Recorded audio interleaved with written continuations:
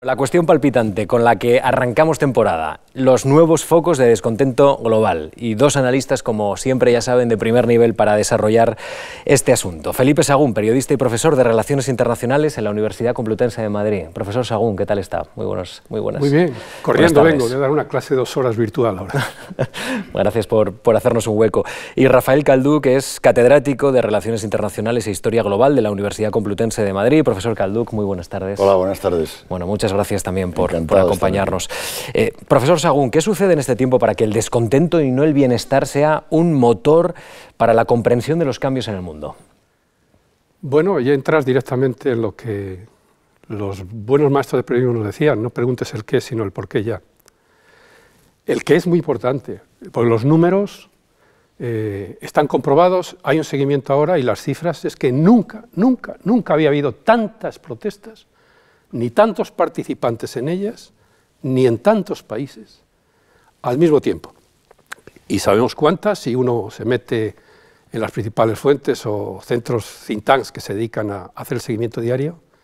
En la Carnegie, no he traído el ordenador, pero si ustedes escriben Carnegie Tracker, Protest Tracker, me parece que hace unas horas daban solamente desde 2017 en más de 100 países, más de 30 jefes de gobierno, presidentes fuera, caídos como consecuencia, pero a ver, si solo contamos las del último trimestre de 2019, que es cuando volvió, yo creo que se puso, y creo que aquí en la Fundación Mar, alguien pensó, este puede ser un tema, se contaron en 37 países, y en todo 2019 en unos 114 países, protestas, pero es que en millones de participantes, ni en la guerra de Vietnam, ni en los años de la perestroika y el movimiento que conduce a la caída del muro de Berlín y el cambio de Europa y del mundo como consecuencia.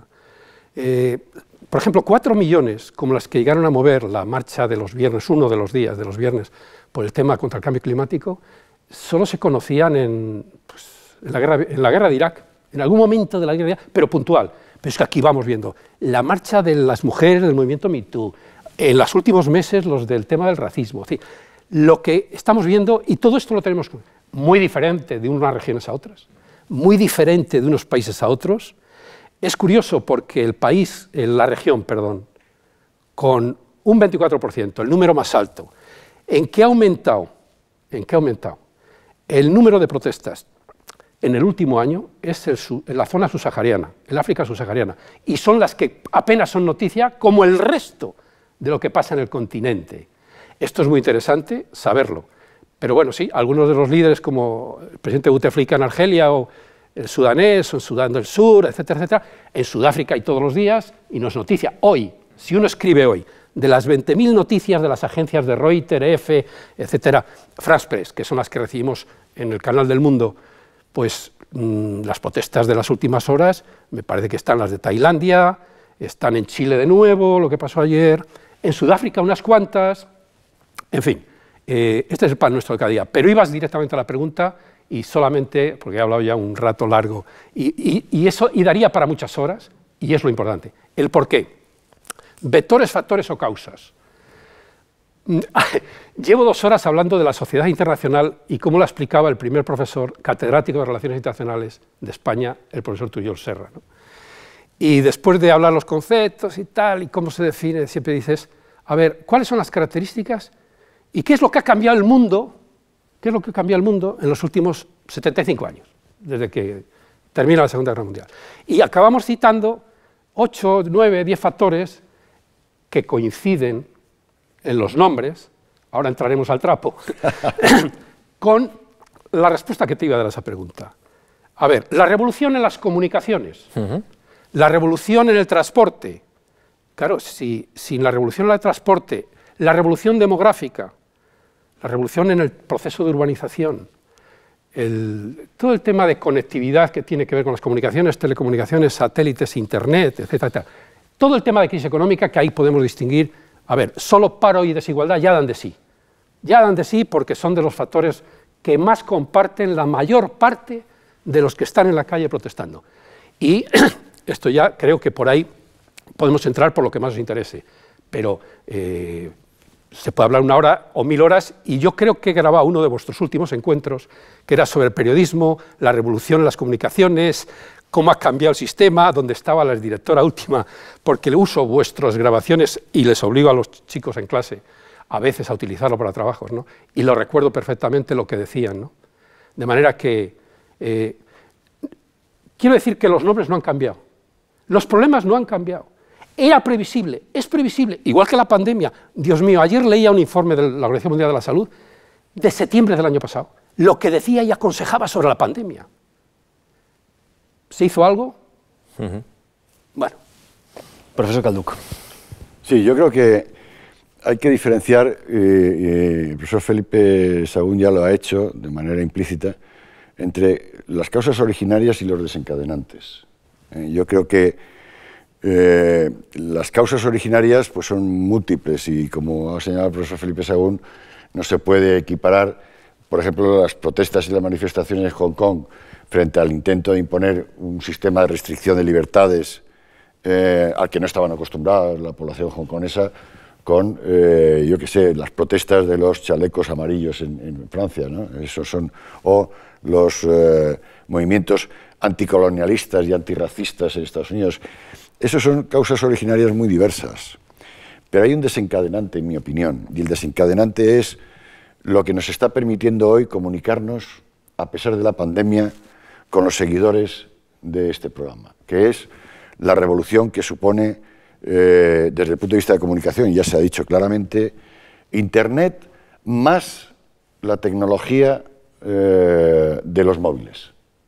Porque mientras Internet estuvo vinculada a las terminales fijas, no había el crecimiento expansivo que se ha producido en el uso de Internet. En el momento que se incorpora a los móviles, piensen que pasamos de aproximadamente 800 millones de usuarios en el año 2000 a más de 4.000 millones actualmente. Un crecimiento tan brutal de la comunicación que ha desencadenado que lo que habría sido en otras épocas, con otros medios de comunicación de masas diferentes, movimientos de protesta locales o como mucho nacionales, ahora se realimentan comunicativamente o por conectividad, como decía el profesor Felipe Sagún, a escala global. Y esa realimentación comunicativa está haciendo que el problema empiece a percibirse no como distintas manifestaciones o protestas, sino como un todo. Y eso es lo que, en mi opinión, es el desencadenante que hace que protestas, porque claro, el otro día hablábamos, profesor Felipe y yo, hay que acordarse de mayo del 68. Mayo del 68 provocó, incluso en España, en la época de la dictadura, también movilizaciones en la universidad, en Berkeley, en Japón, pero se veían por los medios de comunicación de masas tradicionales, la televisión incluso, como movimientos locales o nacionales. Ahora ya se ve como un fenómeno global. Y por tanto, estamos percibiendo y reaccionando de forma diferente a lo que habríamos hecho hace 15 o 20 años.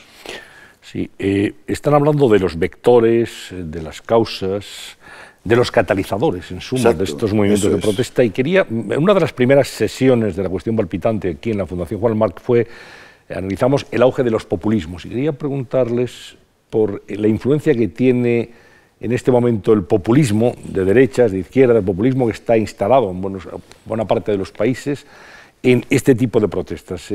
¿Ha actuado como incentivador, como catalizador, como un elemento más de la lucha contra el poder establecido? Pregunta para curso de 1 año de máster. Tenemos un poquito menos de tiempo. En un máster que dirige en una universidad de Madrid, el profesor Calduch, a mí me ha tocado dirigir algún TFM sobre los populismos. Entonces, a ver, populistas ha habido siempre, hasta que llegan al poder y dejan de ser populistas, y surgen otros populistas que les quieren echar del poder porque movilizan al pueblo, pero desde George Washington, Jefferson, Jackson, si uno estudia el origen de Estados Unidos, desde 1800, y cómo se van sucediendo los procesos.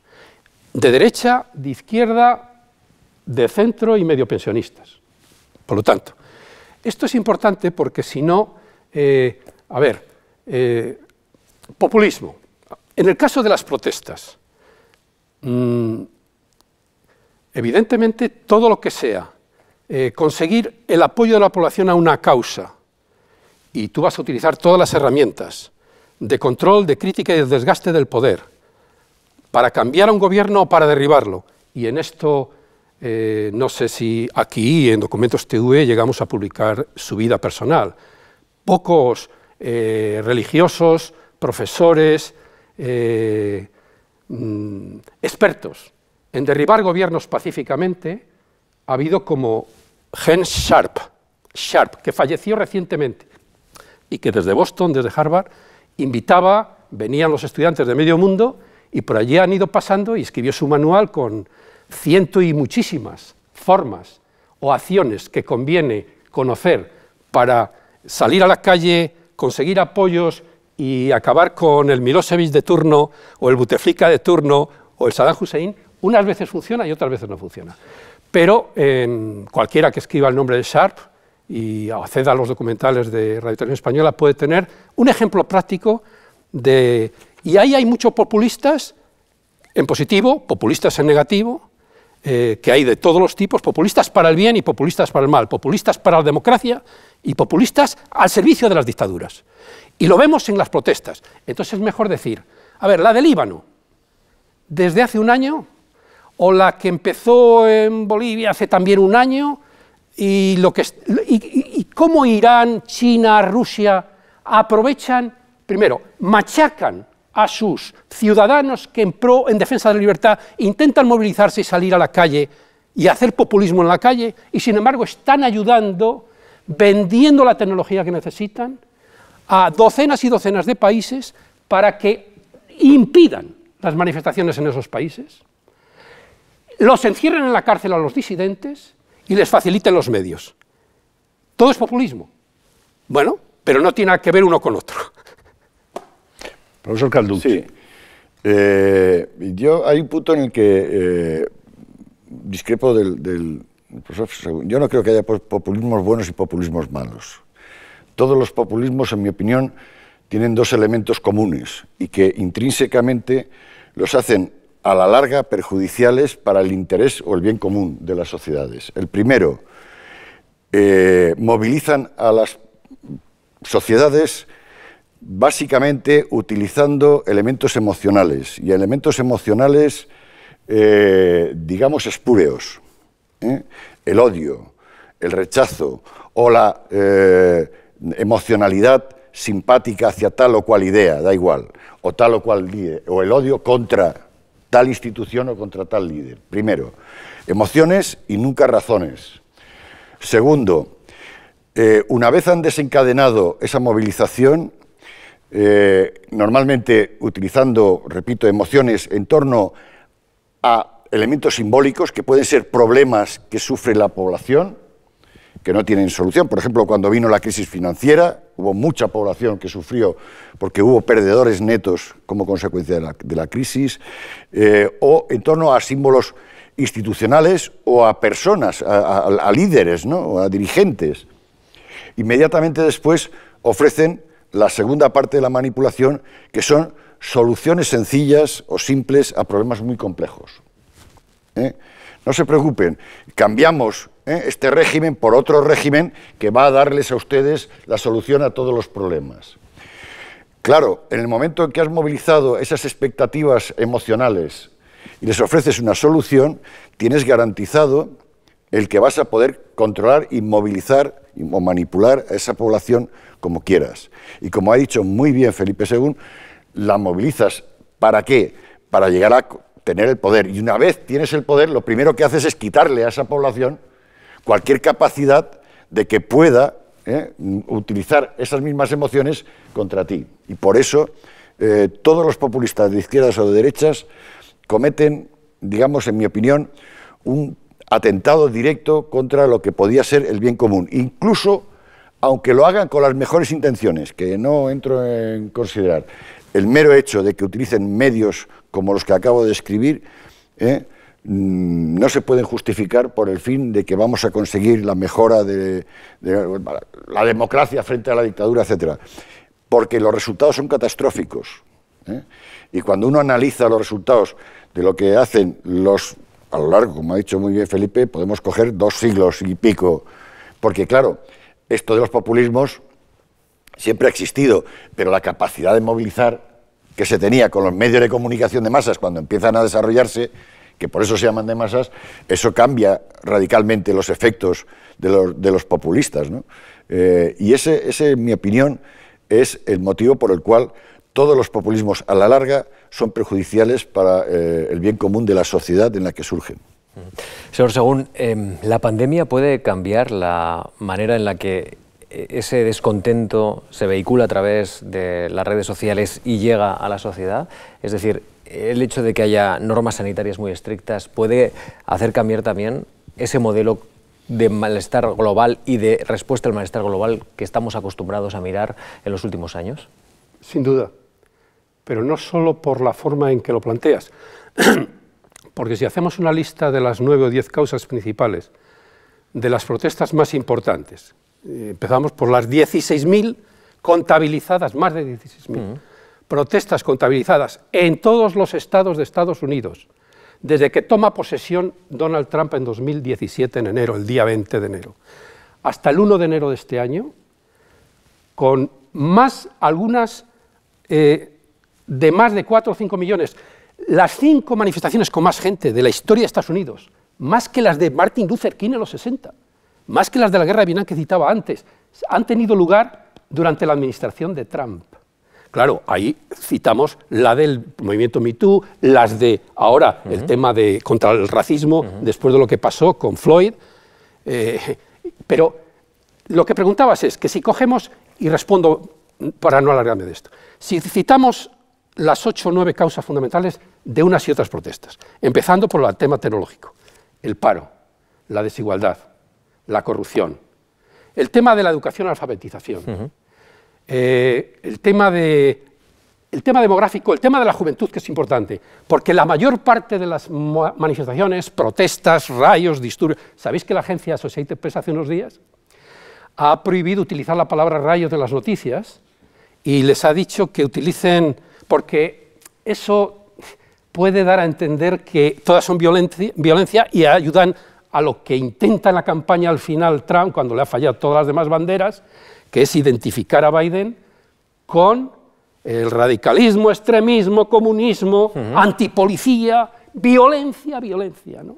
Bueno, claro, y entonces los medios están pensando, claro, unos cortando los tuits de este personaje, no voy a insultar aquí porque se lo merece, pero en cualquier caso, todas estas razones, la pandemia las acelera y las agrava, esa es la cuestión. Es decir, todos los factores que alimentan, incentivan las protestas de los últimos años, de los últimos meses, con la pandemia se agravan. Claro, cuando ha habido confinamientos estrictos, han bajado el número de protestas por razones obvias, pero vemos la curva otra vez empezar, no digamos ya de los negacionistas, empezando por el candidato a presidente de Estados Unidos a reelección, sino por otros muchos grupos, y la cantidad de ellos que hay de derecha o extrema derecha, que eso también sería para reflexionar, que tiene que ver quizás por el desacato, el desafío a las normas, así en general, o porque siguen simplemente directrices. Eso exige, pero casi un estudio psicológico, ¿no? Pero en cualquier caso la respuesta es que lo que nos espera es mucho peor de lo que hemos visto hasta ahora. Sí, yo creo que coincido en que, sin lugar a dudas, la pandemia ha afectado. Y yo creo que, además de lo que ha dicho Felipe, también ha afectado por 2 razones. Una, porque ha fragmentado, ha generado localismos al obligar a los confinamientos, y de hecho se ha visto enseguida la dificultad de los países en articular respuestas comunes ante una pandemia que es común. Han dado respuestas nacionales. Lo primero que han hecho, cerrar fronteras, reconducir el problema al ámbito nacional para intentar resolverlo cada país con sus estrategias, que al final se han visto que muchas de ellas eran comunes. Había países que se resistían a la mascarilla, ahora ya aceptan todo de la mascarilla, etcétera, etcétera. Pero la primera reacción ha sido el particularismo. Y el particularismo fragmenta la respuesta necesaria a un problema, en este caso sanitario, que es mundial. Naturalmente, en ese particularismo ha habido mucha demagogia populista.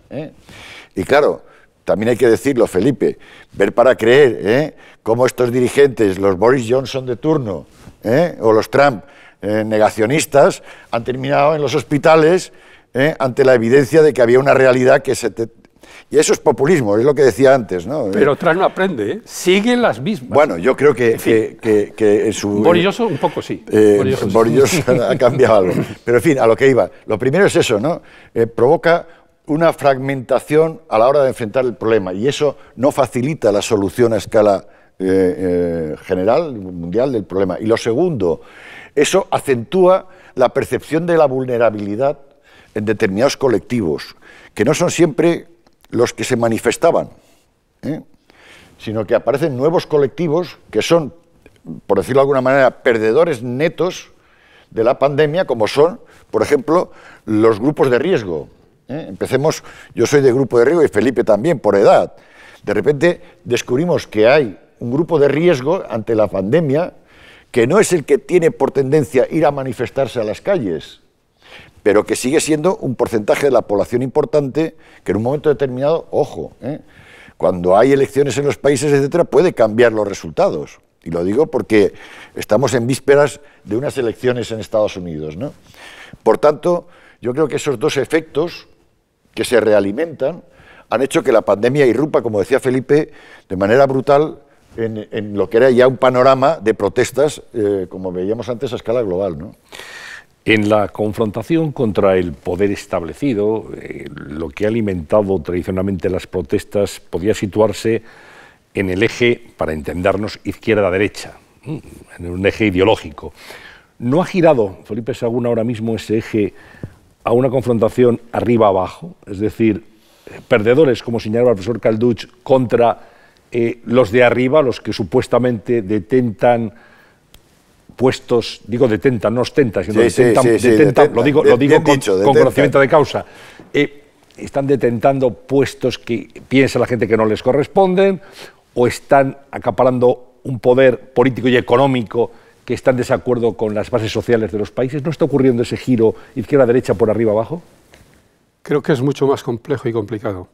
Yo creo que los que seguimos las 24 horas y desde hace tantos años, casi empecé con 20 años y tengo 67, la información internacional, una de las sorpresas de muchas de las manifestaciones, por ejemplo en el Líbano, pero no solo en Líbano, en Irak, en el mismo Chile, es la transversalidad y cómo casi siempre encabezadas por jóvenes,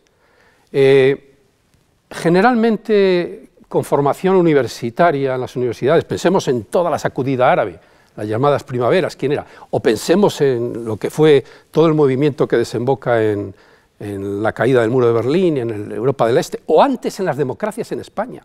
No, las clases bajas, las más sufridas, me decía cuando yo empecé en el periodismo, Luis Carandel, que compartíamos muchas noches la sección internacional, que dice, acababa de volver cuando la gran hambruna de Etiopía, y le digo, ¿qué? Ahí con lo que estaba pasando era, se estaba muriendo la gente de hambre, pero físicamente les veías a la puerta de la catedral en la manta y pasabas para la mañana siguiente y veías el cadáver, pero alguien lo había tapado, pero seguía el cadáver. Ahí no puede haber revolución, esto lo saben todos los politólogos. Es decir, con las clases humildes pasando hambre, igual que por ejemplo el tema de la pandemia, las clases hundidas que no tienen para comer, que tienen que hacer colas para ir a los que están repartiendo comida de las distintas organizaciones de caridad, etcétera, esos no tienen fuerza para manifestarse normalmente, tienen otras prioridades. Normalmente son clases medias, son clases formadas, donde está el movimiento. Pero lo interesante aquí es que es tan obvio. Otra cosa es la chispa. ¿Cómo se produce la chispa?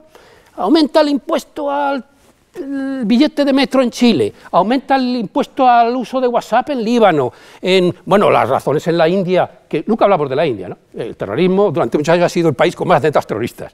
En protestas tampoco hablamos de China. China machaca las protestas cuando ponen en peligro su riesgo. Pero en la campaña anticorrupción de Xi Jinping, entre 2013 y 2017-2018, ha habido muchos meses más protestas en China que en el resto del mundo juntos. Y no son noticia. Porque son en zonas rurales, zonas separadas, ciudades, y no son noticia, porque las utiliza el propio sistema contra los dirigentes a los que quiere quitarse del medio o que no les interesa porque no ponen en peligro el poder en el vértice del sistema. Esto China lo maneja muy bien, como tantas otras cosas. Sí, yo coincido que primero, es cierto, y eso ya lo señalaba Marx en el 18 Brumario de Luis Bonaparte, esos humildes que decía Felipe formaban parte del lumpenproletariado, y lo que decía Marx era el lumpenproletariado siempre es utilizado por la burguesía para atacar al proletariado, ¿no?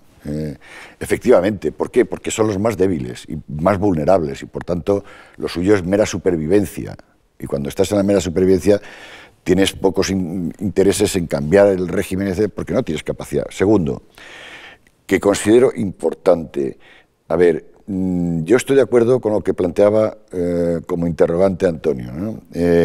Sí hay un movimiento de protesta contra el sistema y contra la autoridad.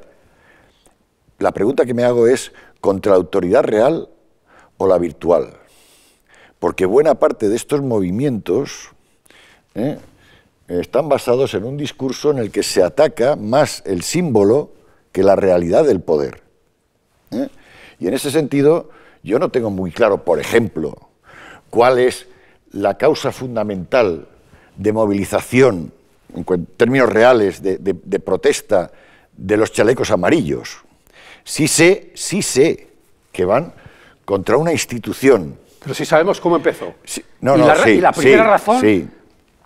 No, pero con la subida de precios. Claro, pero como tú señalabas muy bien, no era la causa, eso era el desencadenante. Era el desencadenante. Por eso yo lo que digo es, la verdadera causa es, ¿se va contra el presidente Macron o se va contra la institución que supone simbólicamente la presidencia en un régimen presidencialista tan fuerte como lo es el francés? Dejo ahí la cuestión, porque buena parte de las protestas están vinculadas a discursos que se desarrollan en las redes y no siempre son auténticos. Miren, los movimientos anticolonialistas que se han desencadenado en Estados Unidos, desde el punto de vista racional, no tienen solidez, punto.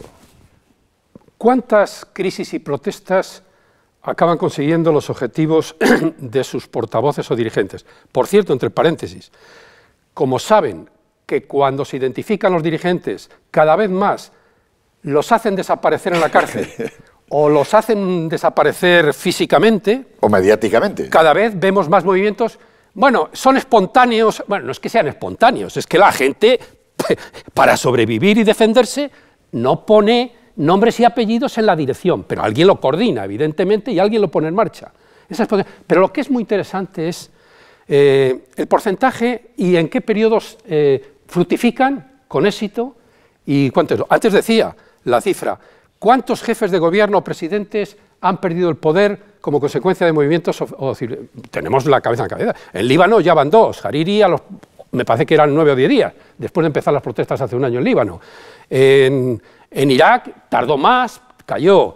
En Sudán, Argelia, Evo Morales, pues ya vimos lo que fue, aunque había que preguntarse si fue consecuencia de las movilizaciones o del golpe para golpe que ahora, es curioso, ayer con motivo de las elecciones, veían algunos medios destacar que reconocían medios de comunicación que, hombre, aquello no fue muy democrático, la forma que se lo quitaron del medio. No es que, a ver, los 14 años de Evo Morales hizo lo que pudo, pero la forma que lo quitaron de medio, la policía y la fuerza de seguridad, democrático. Una pregunta, Felipe. En fin. Una pregunta a raíz de lo que estás diciendo, porque has dado datos de cuántos jefes de gobierno han caído.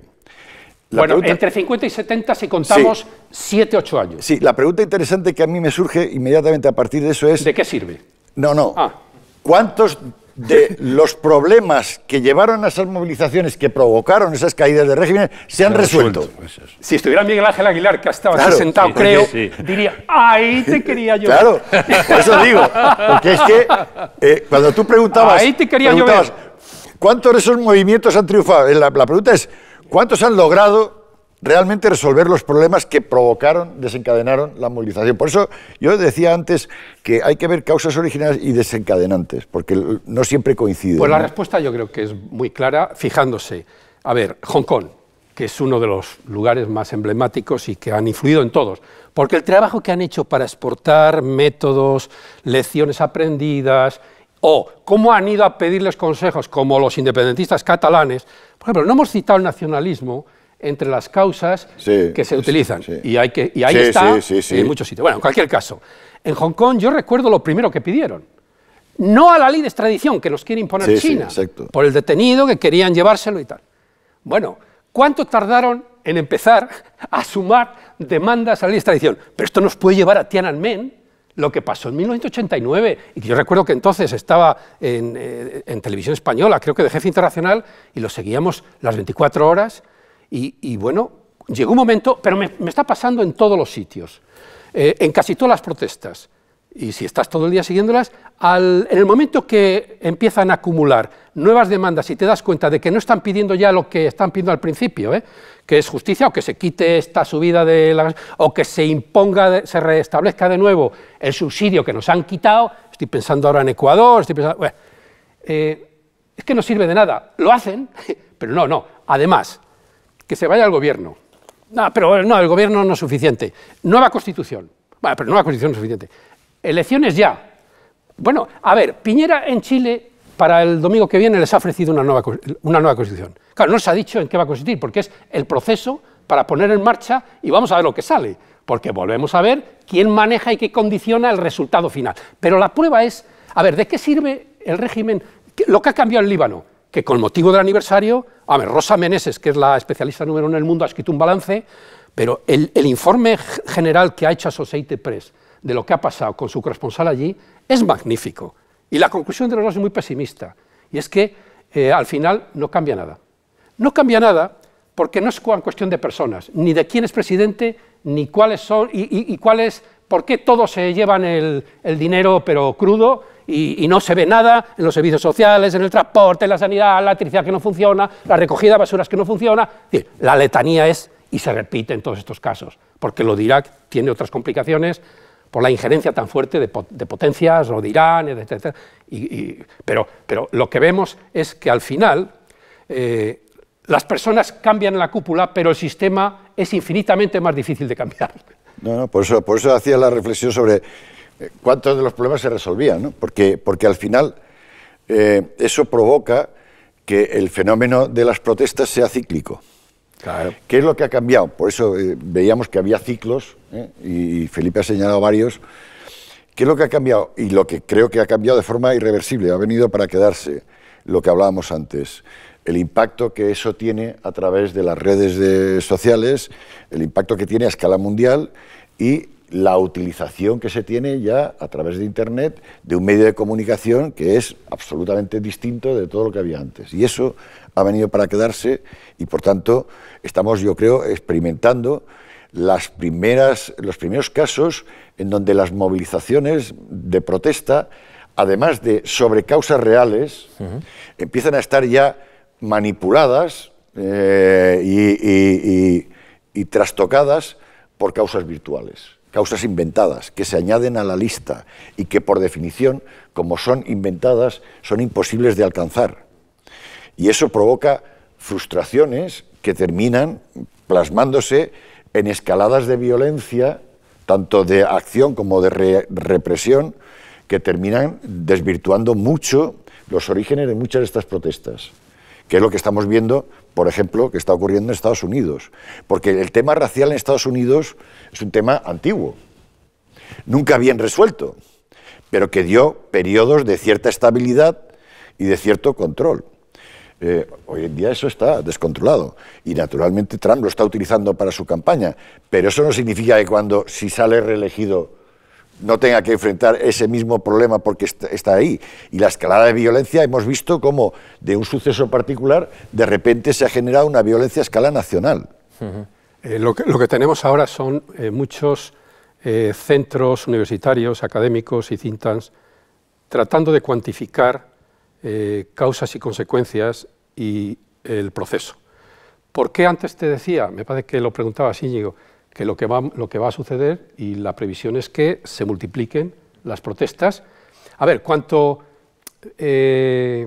menos eficacia, menos gobierno, menos estabilidad, menos crecimiento, más insatisfacción, más frustración, más sentido de humillación, depende mucho. Y luego están otros factores políticos que solo alimentan la cultura. Pero en cualquier caso, en estos estudios cuantitativos que decía, uno de los más interesantes es comprobado en docenas de casos concretos, lugares concretos. Por cada unidad de porcentaje de paro que aumenta el paro, aumenta 2% el nivel de protestas, ¿vale? Con el índice de desigualdad, el coeficiente Gini más importante, se han hecho los mismos estudios aplicados a las protestas, desde la desigualdad, y ven en qué países se producen más protestas, más violentas y se repiten más.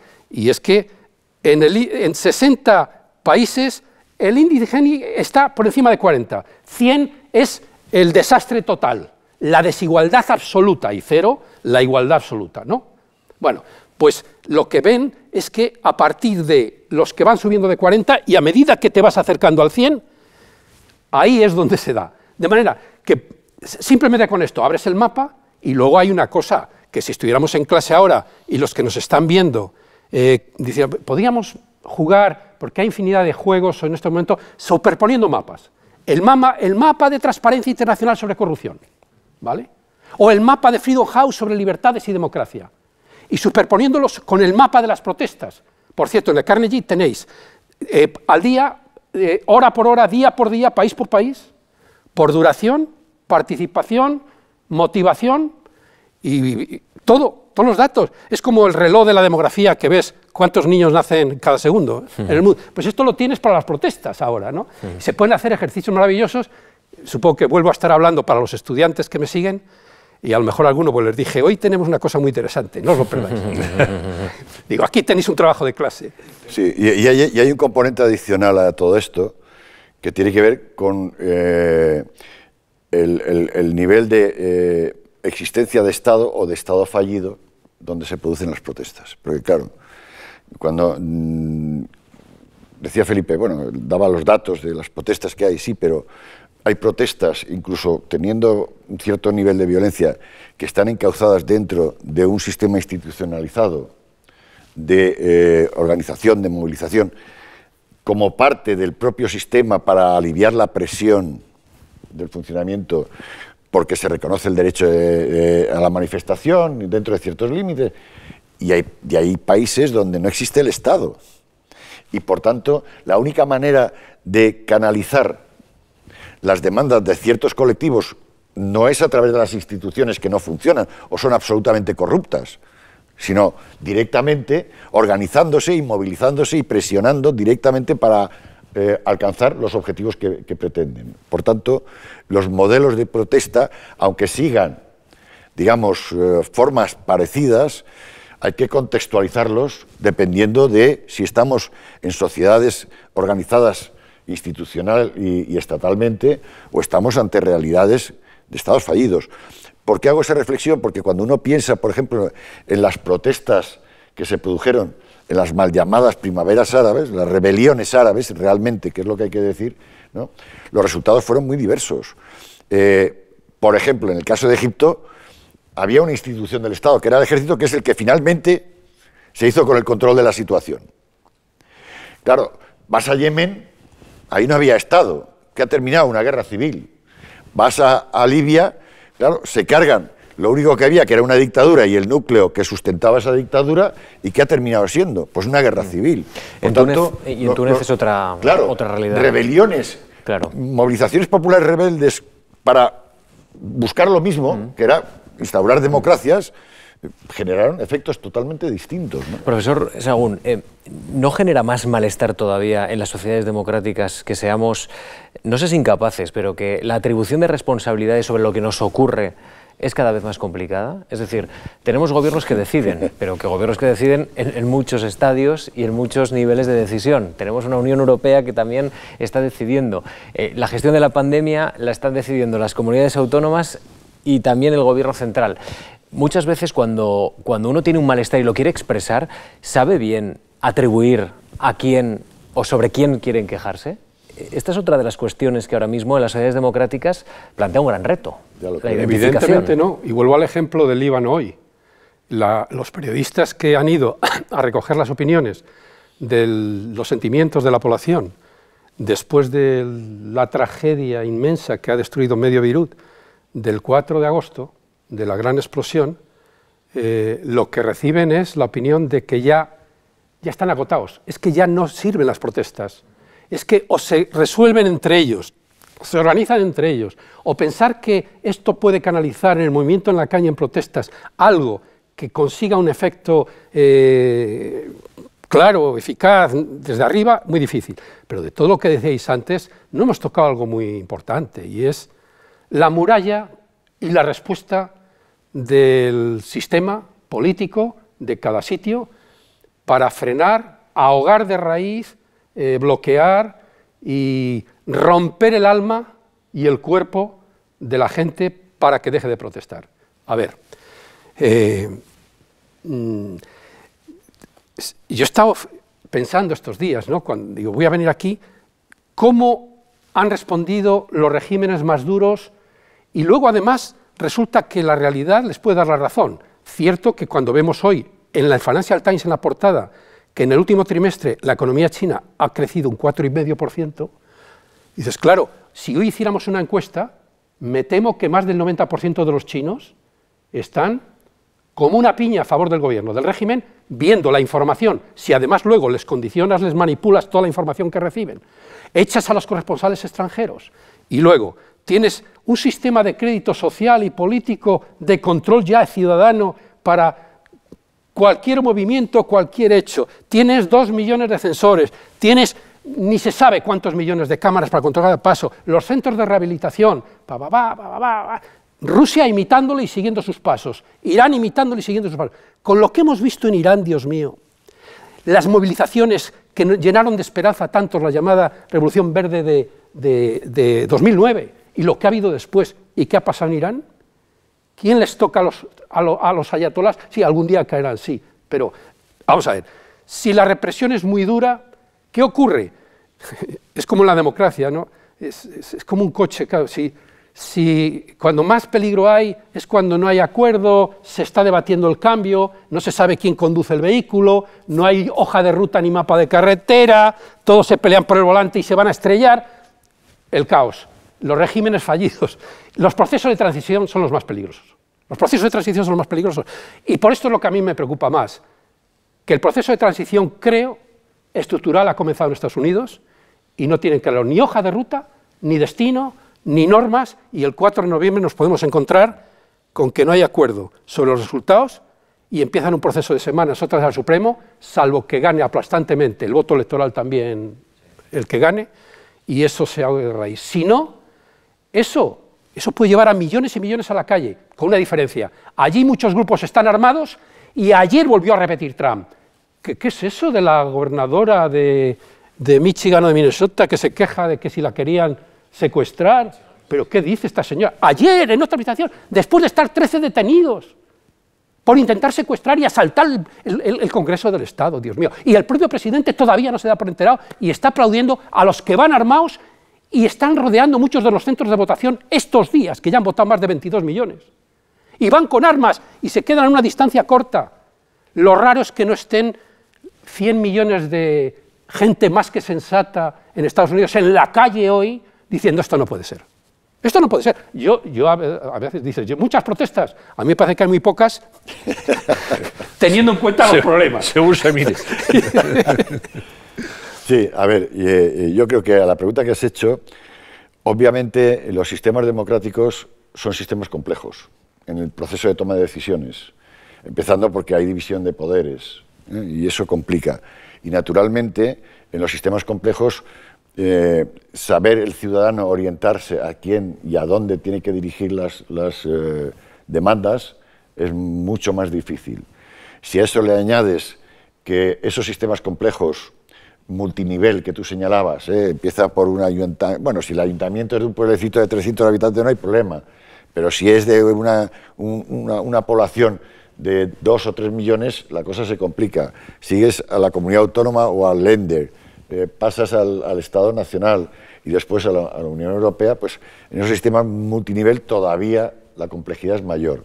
Eso provoca desorientación en el ciudadano, desorientación que con frecuencia termina siendo frustración porque sus expectativas no terminan de... o porque están mal dirigidas a qué instituciones, o porque el sistema se ha burocratizado tanto que ya no responde a los inputs que recibe de los ciudadanos, ¿no? Yo estaba pensando cómo se han burocratizado los sistemas sanitarios, y estamos hablando de los países que tienen sistemas sanitarios. Ya, olvídate si vas al África subsahariana, etcétera, ¿no? Cómo se han burocratizado para que no sean capaces de dar respuestas efectivas a cosas tan elementales como proteger a sus propios profesionales para que no se contaminen ejerciendo su actividad profesional, ¿no? ¿Estás hablando de España? Estoy hablando de Europa, por ejemplo. Sí, claro. Porque no se trata de África ya. No, porque esos problemas también se han dado en Italia y se han dado en otros países. Por tanto, estoy poniendo un ejemplo real que demuestra que no es que no se sepa cuál es la demanda y no se sepa las instituciones, sencillamente se han burocratizado tanto que no son capaces de responder con la agilidad que se requiere. Bueno, cuando tienes eso, obviamente, al final queda la idea de que se debe ir a protestar de manera expresa a la calle y con frecuencia es donde aparecen los entornos idóneos para lo que hablábamos antes del populismo. Los dirigentes que cogen con un altavoz, ahora ya no, ahora sería por WhatsApp o por cualquiera de las redes sociales, y te venden, primero, que efectivamente te estimulan la emocionalidad contra el sistema que hay que atacar porque no te está respondiendo a tus necesidades individuales y colectivas. Y segundo, te ofrece la solución y la solución soy yo. Es mi programa, es mi partido, es mi líder. Cuando tienes eso, el origen es la complejidad. Claro, cuando tú vas a muchos de esos países que son estados fallidos, no hay sistemas de decisión multinivel, institucionalizados, no. Todo se reduce al clan o como mucho a la tribu, que es donde tú te estás moviendo, de ahí no sales. Eso ocurría en España. Claro, en España, a principios del siglo XX, cuando había guerras en África, etcétera, y había una recluta obligatoria, había gente que bajaba de los caseríos y por primera vez, porque le reclutaban en el ejército y le llevaban a África, veía el mar. Luego, esos micromundos, en este momento aproximadamente son un 60% de la población del mundo vive en sociedades en donde el horizonte de decisión es puramente local. No existe el Estado, no porque a veces no exista, sino porque no les llega. ¿Por qué la mayor parte de las protestas tienen lugar en las zonas o en los países? Primero en las ciudades. ¿Y por qué el futuro cada vez peor? Claro, porque cada vez la población que vive en zonas urbanas, pues estamos hoy en el 55% aproximadamente, pero las previsiones de aquí a 2050 es que suba al 70% o más. Bueno, esa está claro que es una causa, ¿no? En fin, estaba pensando en una cosa, pero como he cambiado completamente el tema de lo que estaba diciendo Rafa, ahora me acordaré de algo muy importante de lo que estáis diciendo y respondiendo a la pregunta que habéis hecho al final. Tenemos preguntas que nos han llegado a través de Internet. Una para el profesor Calduc, que la formula José María López León desde Gijón. Le dice, ¿qué peso le da usted a la ausencia de horizonte de las nuevas generaciones en las protestas que estamos viviendo en este momento en el mundo? Sí, pues la respuesta mía es que el mismo peso que le he dado a esa falta de horizontes en generaciones anteriores. Y eso lo ha señalado muy bien el profesor Felipe Sagún. Cuando realmente vienen situaciones críticas, como ha habido en España y en los países europeos, crisis financiera, que a continuación, cuando se estaba empezando a salir, viene una crisis sanitaria todavía más brutal porque nos confina a todos, etcétera, efectivamente los jóvenes pierden el horizonte de que puedan ver satisfechas de una manera razonable y a medio plazo sus expectativas profesionales, sus expectativas de realización personal, afectiva, etcétera, y por tanto eso genera malestar. Y como señalaba Felipe muy bien, con datos, inmediatamente viene el repunte de las protestas. Pero eso, hay que decirlo también, no es exclusivo de esta generación de jóvenes. Nosotros, por eso señalaba mayo del 68, ¿no? Hubo una generación de jóvenes anteriores, y es interesante porque algunos de los líderes de mayo del 68 después terminaron siendo ministros, sí, en Alemania, etcétera, lo cual demuestra, como decía Felipe, la capacidad del sistema de absorber el impacto de las movilizaciones. La idea que al final que se me había olvidado era muy sencilla, ir a resumir un poco muchas de las cosas que ya hemos dicho casi en una frase, en un titular, y es que la brecha entre la demanda y la capacidad del poder para, bien sea por recursos insuficientes o por falta de voluntad, o por ambas cosas, para responder y satisfacer esas demandas, o por ignorancia, o por prepotencia, y entramos ya en el factor humano, que está detrás de todos los males de este mundo, pues eso te explica el fondo de la cuestión de casi todos los lugares. Pero citamos antes Francia, hombre, por Dios, la movilización que ha hecho y el viaje por todo el país, reuniéndose para buscar una respuesta, una vez escuchada la mayor parte de la población que participaba en los chalecos amarillos, esas son respuestas políticas, respuestas inteligentes, y de hecho no ha acabado con la movilización de los chalecos amarillos, pero la ha desactivado radicalmente. Y ahí tenemos un ejemplo de cómo se deben hacer las cosas bien, porque la otra es palo y tente tieso, que es lo que hace China, lo que hace Rusia, lo que hacen todos los dictadores, claro. Hay una pregunta también, Íñigo, para el profesor Sahagún, que la formula Elvira Lobo Soler desde Zaragoza. Él dice, si no cree que estamos asistiendo con estas manifestaciones en la calle en tantos países a la evidencia de una falta de confianza en las instituciones y en los gobiernos. Es la consecuencia exactamente de lo que acabo de decir. El producto de esa brecha lo vemos en todas las encuestas de Pew Research, en las encuestas del CIS, en todo lo que se hace en los medios, en particular ya a menor escala, en la creciente desconfianza de los ciudadanos en sus dirigentes y en sus instituciones. Y se va repitiendo y se va aumentando. Aquí está el otro debate, pero no es el que ha tocado hoy, que es ¿y qué pintamos o qué pintan los periodistas en todo esto? Y los medios de comunicación. Daría para mucho, ¿eh? Porque claro, ahora que lo digo, estoy acordándome que tuve que hacer bastantes trabajos de esto en su día. ¿Os acordáis de la movida de 2013, cuando el gobierno decide cortar árboles de siglo secular en la plaza Gezi para urbanizar y montar allí un negocio, algunos de los amigos del régimen, de la plaza de Ankara, y que se echó todo el mundo a la calle? Bueno, cuando les preguntaban, el 80% fue leyendo el tuit, Twitter, las redes el móvil, sociales, ninguno leía los periódicos. Ninguno leía los periódicos. ¿Por qué es tan difícil dar un paso adelante y empezar a rebajar la tensión y la polarización en Estados Unidos?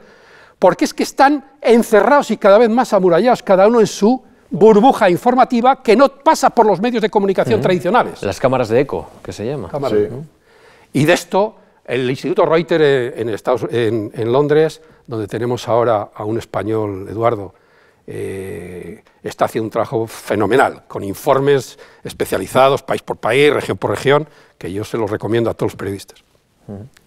Eduardo Suárez, que va a venir precisamente aquí, a una cuestión palpitante, creo que el mes que viene. Tenemos para hablar gran leonés. Sí, de la financiación del nuevo periodismo. Hablábamos de localismo, perdón, se me ha escapado. Para comprender bien este fenómeno, estamos terminando ya, tenemos que mirar desde luego a la capacidad de movilización y de propagación de las redes sociales, lo hemos comentado.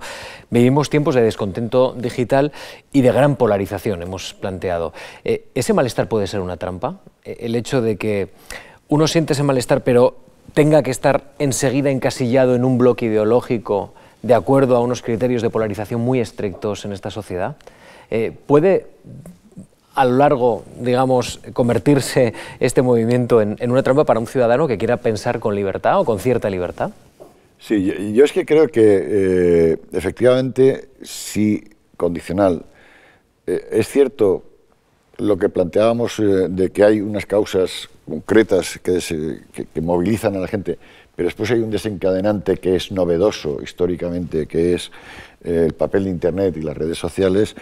Yo lo que creo es que debemos empezar a cambiar la mentalidad de cómo enfrentar esta nueva realidad.